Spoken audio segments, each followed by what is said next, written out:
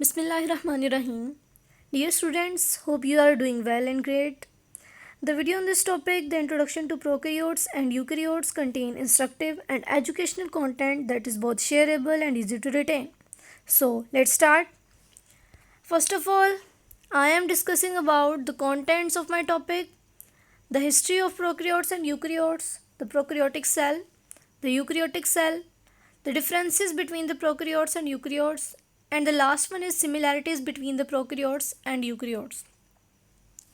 History की अगर हम बात करते हैं तो प्रोकैरियोट्स, प्रो मीन्स बिफोर, यानी कि ऐसे ऑर्गेनिजम्स होंगे जो कि इवोल्व हुए और पहले से ही थे यूकैरियोट्स से.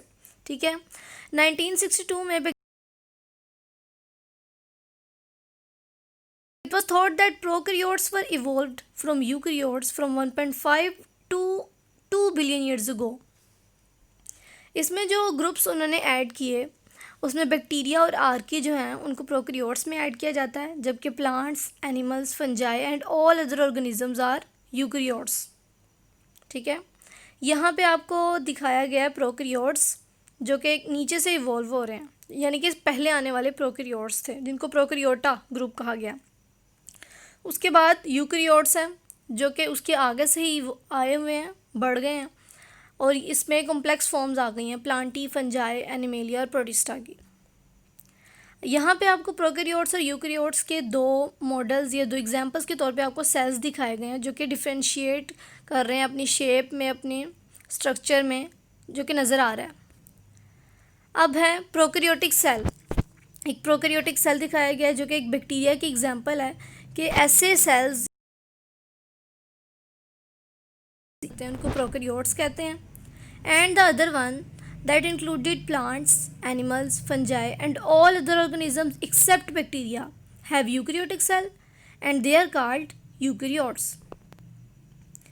Characteristics of prokaryotes कि what are the characteristics of prokaryotes, हम इनको कैसे पहचान सकते हैं, प्रोकैरियोट्स को कैसे पहचाना जा सकता है कि ये प्रोकैरियोट है इधर या फिर यूकैरियोट है. Then the simplest and oldest type of cells वो प्रोकैरियोट्स कहलाते हैं. इनमें यूनिसेलुलर ऑर्गेनिजम्स ऐड होते हैं and they do not have nuclear membrane because they lack nucleus. And the very major difference that they are smaller in size than eukaryotes. यहाँ पे आपको कुछ शेप्स भी दिखाई गई हैं. 3 तरह की शेप्स दिखाई गई हैं जिसमें पहली जो है वो स्फेरिकल है. ये एक यूकैरियोट प्रोकैरियोट की एग्जांपल्स हैं जो कि आपको पहले दिखाई गई है स्फेरिकल, जिसको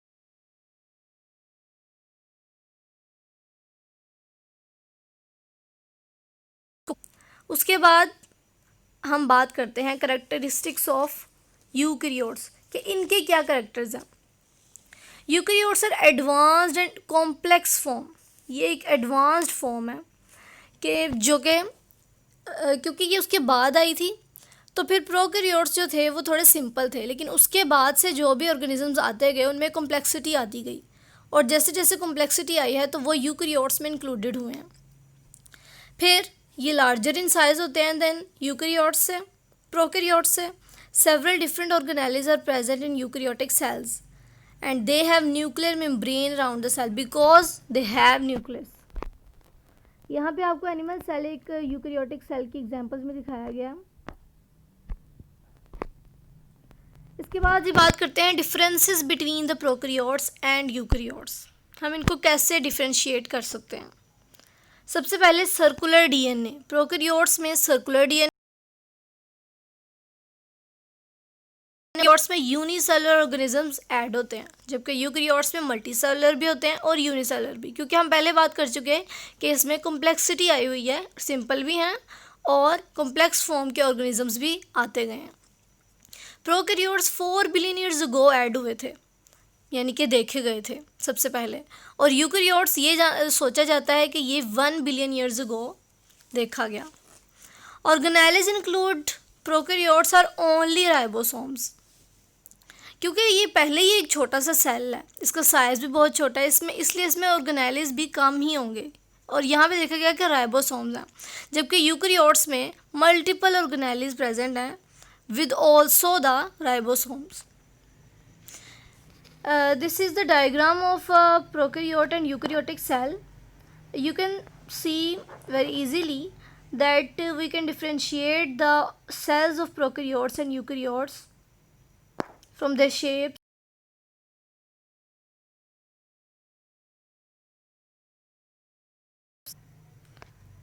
उसके बाद है एक ये प्रोकैरियोट और यूकैरियोट, एक और आपको इजी करने के लिए दिखाया गया है।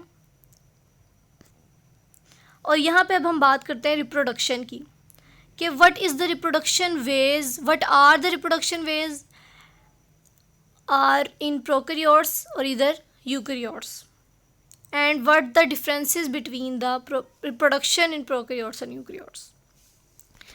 प्रोकैरियोट्स की अगर हम बात करते हैं तो बैक्टीरिया एंड आर्की, जो कि हमने कहा कि ये इंक्लूडेड होते हैं प्रोकैरियोट्स में, इनमें एसेक्सुअल रिप्रोडक्शन होती है, 3 वेज से होती है, binary fission, horizontal gene transfer and the bacterial conjugation. ठीक है, ये 3 सिंपल वेज हैं जो कि एसेक्सुअल रिप्रोडक्शन के हैं और ये प्रोकैरियोट्स में होते हैं। यहाँ पे आपको बाइनरी फिशन दिखाई जा रही है, you can easily understand it, and then horizontal gene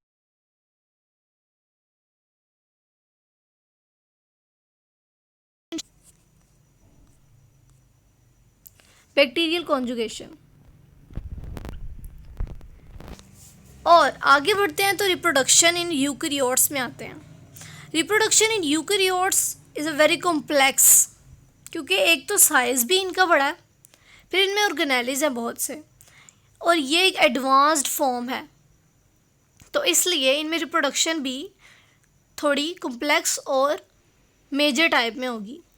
eukaryotes जो होते हैं वो रिप्रोड्यूस करते हैं बोथ एसेक्सुअली एंड सेक्सुअली। ठीक है, एसेक्सुअली करते हैं through mitosis and sexually through meiosis, and also gamete fusion is occur. In mitosis, one cell divides to produce 2 genetically identical cells, and in the meiosis, DNA replication is followed by 2 rounds of cell division to produce 4 haploid daughter cells. These act as sex cells called gametes. Each gamete has just one set of chromosomes, each a unique mix of the corresponding pair of parental chromosomes resulting from genetic recombination during meiosis. अगर आप easily समझना चाहते हैं तो यहाँ पर आपको दिखाया गया है types of cell division, mitosis और मियोसिस की, जो कि इजीली अंडरस्टैंड आप कर सकते हैं कि यहाँ पर माइटोसिस में प्रोफेज, प्रोमेटाफेज, मेटाफेज, एनाफेज और टीलोफेज की डिवीजन में ये एक डिवीजन हो रही है। उसके बाद मियोसिस है, तो मियोसिस में वही फेजेस हैं, लेकिन उनको 1 का नाम दिया गया क्योंकि मियोसिस मियोटिक 1 और मियोटिक 2 है, और इनमें थोड़ा सा डिफरेंस है। ये थी यूकैरियोटिक रिप्रोडक्शन।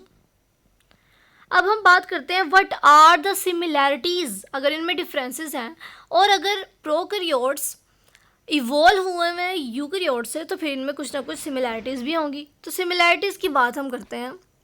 सबसे पहले सेल मेम्ब्रेन।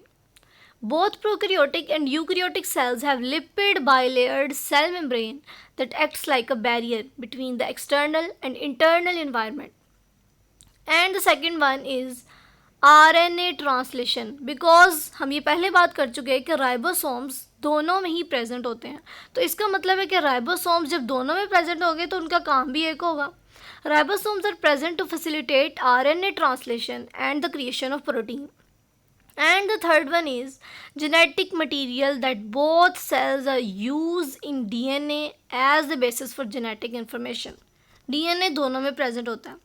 और लास्ट बात जो हम करने जा रहे हैं सिमिलैरिटी की, वो ये कि दोनों प्रोकैरियोटिक और यूकैरियोटिक सेल में साइटोप्लाज्म प्रेजेंट होता है।